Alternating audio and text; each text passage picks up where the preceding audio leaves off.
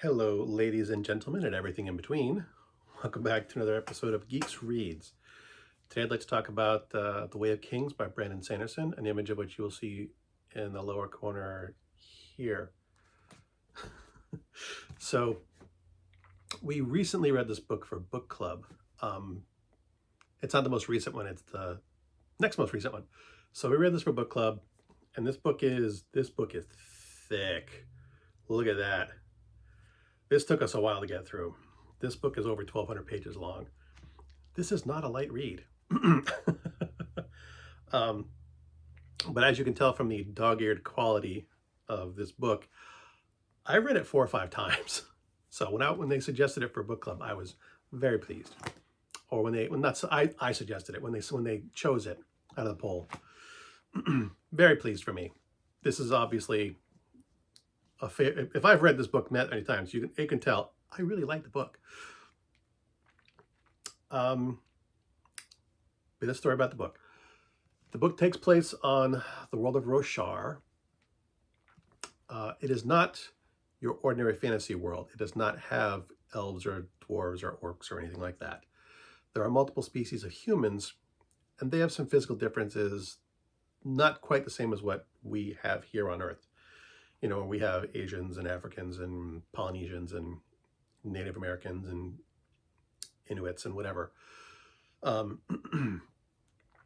They have, various races, but they are different. Some people have like different colored fingernails. Some people have slightly bluish skin, but they're all basically human. And there is another semi-humanoid race called the Parshmen. But that's, kind of basic outline. There also aren't things like mammals, except for the people and horses. This is a world where the biology is very, very different from Earth. And, and Brandon Sanderson does not actually explain it. And like the way I describe it to people is that if you look out in the field and see a cow and you're writing a book, you don't say, look, there's a cow, you don't describe the cow. You just say, look, there's a cow. You don't tell what a cow is because we all know what cows are. And Brandon Sanderson's approach to this novel is to do the same thing. He mentions the creatures in the world and acts like we know what they are, and waits for the book later on down the line to provide the details. So we eventually figure out what this world looks like, which I really enjoyed, but on subsequent read-throughs, I've realized I've recommended this book to several people because I love it so much, and it's been hard for people to get into because of that, because it's such a dense book, and there's not a lot of exposition right off the bat. So it is a hard book for people to get into. And so take that into consideration if you decide to read the book. The book is told over multiple points of view. There's 4 main characters that you see the point of view from. Kaladin, who's a slave, an ex-soldier slave. Shallan, who is somewhat a pampered young noblewoman.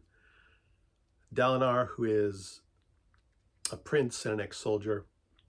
And Szeth, who is an assassin / slave. He is basically forced to do whatever his owner says. And he is a highly skilled warrior, so he's mostly used as an assassin. You don't see much of Szeth's point of view. We only see like 4 or 5 chapters where we actually see his point of view. The rest of them, we primarily see Kaladin's.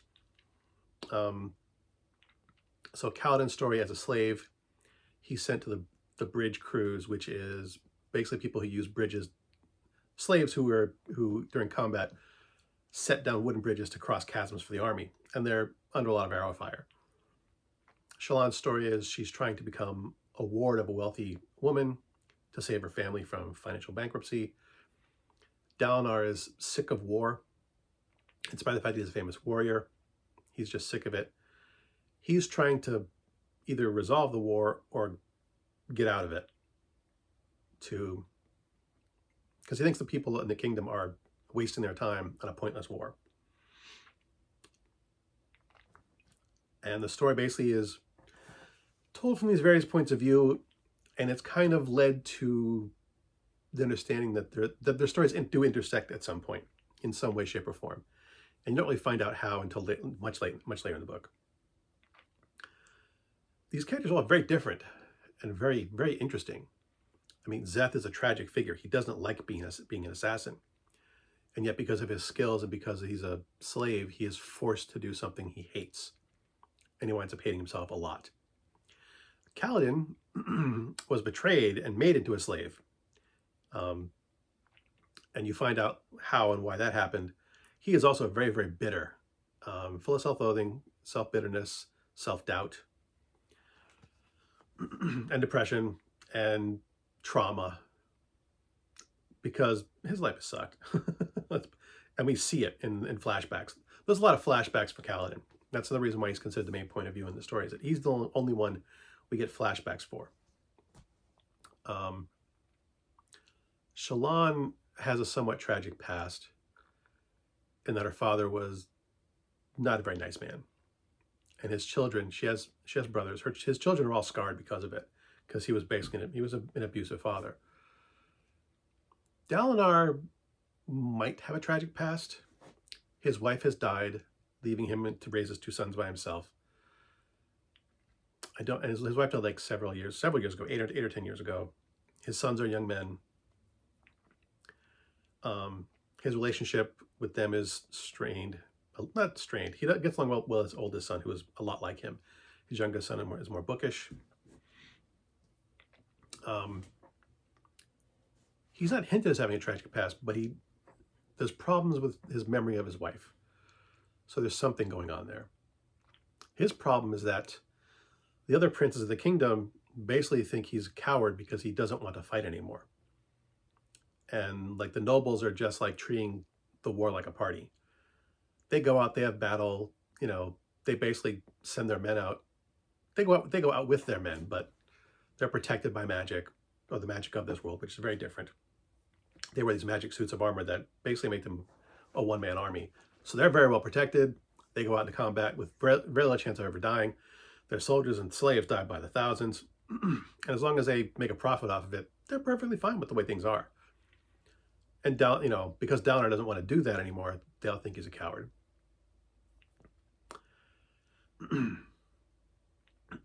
And I think Sanderson, this is like, he's written something. This man writes like a lunatic.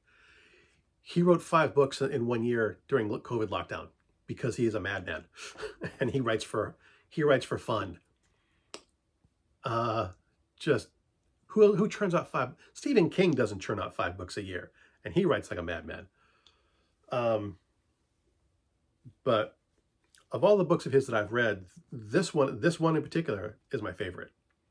There are other books in the series which I do like, but I like this one still my favorite. Kaladin's tragic backstory, and it is a tragic backstory, is interesting. You learn through flashbacks how he became a slave. You learn about his childhood. You learn about the betrayal that led him to becoming a slave, his brief time as a soldier. You learn about him trying to struggle with his depression, trying to come out of it, trying to help the people, eventually when he does come out of it, trying to help the people around him who were also slaves.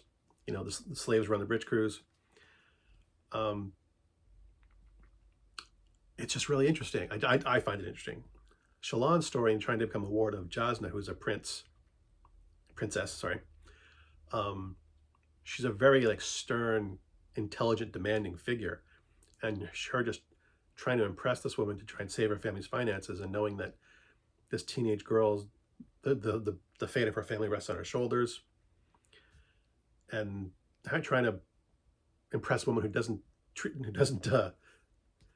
suffer fools lightly.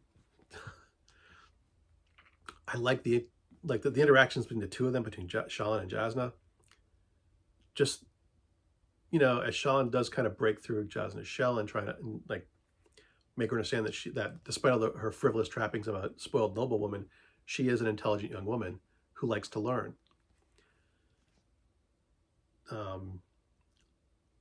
Zeth's tragic story of his just tragedy, just being forced to kill people for other, because of his circumstances. You don't see much of him. And Dalinar with his, struggles at court, dealing with his sons, dealing with the king, the other princes, and trying to be an honorable person in a court that does not value honor and just honors profit for its own sake. And that's not getting into the biology of the world, which is unique, and the magic system, which is also unique and not much present in the first book. It shows up more in the subsequent novels, but there are very few people who can use it in the first novel, or very few people that we see use it in the first book anyway.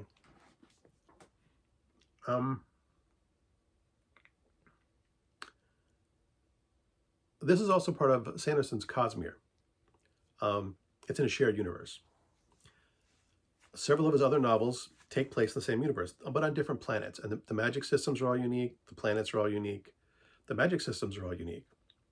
But you find out in reading the novels, there are hints dropped in the books. Not necessarily of the other worlds. Occasionally there are. Some people occasionally make references that if you've read all the books, you realize, oh wait, they're talking about this other thing in this other book. If you've read them all, but you don't have to read them all to appreciate the book. At this point, it's more of an Easter egg. It's more of a fun thing. It's like, oh, I know what they mean when they're talking about this because it's mentioned in this other book. So the books are all lightly tied together at this point. I think Sanderson has mentioned that he does plan on tying them together more closely in some of the future stories. But so far, The Way of Kings as a standalone novel is this big meaty chunk. I read it in 5 days. When I took it on a trip to me to California, and we were going to my wife's nephew's wedding, and while she sat in the pool in California chatting with her family, I sat on a lounge chair on the poolside and read this book and did nothing else for 5 days. And then when I was done, I picked it up and read it again.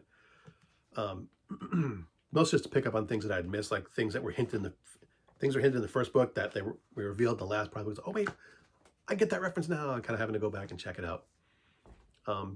This is not a light read by any stretch of the imagination, and it can be hard to get into.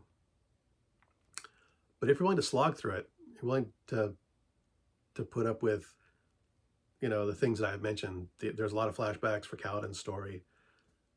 There's a lot of information that you have to get through before you really can stop thinking about the world and just kind of do the story. There's a lot of story here, but there is a lot of story here, and it's really well done. I like Sanderson's other books, but I do tend to think that this is one of his better written ones. And again, so far it's my favorite book of the series. I've read books 1, 2, and 3. I have not read book 4 yet because I want to reread books 2 and 3 before getting to book 4, because there is a lot of characters, a lot of details. I want to make sure I'm refreshing my memory, and I'm a glutton for punishment. But I would highly recommend it. Even if you don't read anything others of Sanderson's, and this is a deep dive into Sanderson's Cosmere. It might not be your best starting off point, but if you're willing to take that first step, it is a well-written novel, and I've thoroughly enjoyed it. If you like my videos, please seek help. As always, thank you for watching. If you're interested in conversing about it, you could do it on the GEEXX chat channel. You could do it in the comments below. I'd be more than willing to talk about this book. I could ramble on it for hours. And as always, until next time, good hunting, because I don't do transitional material well.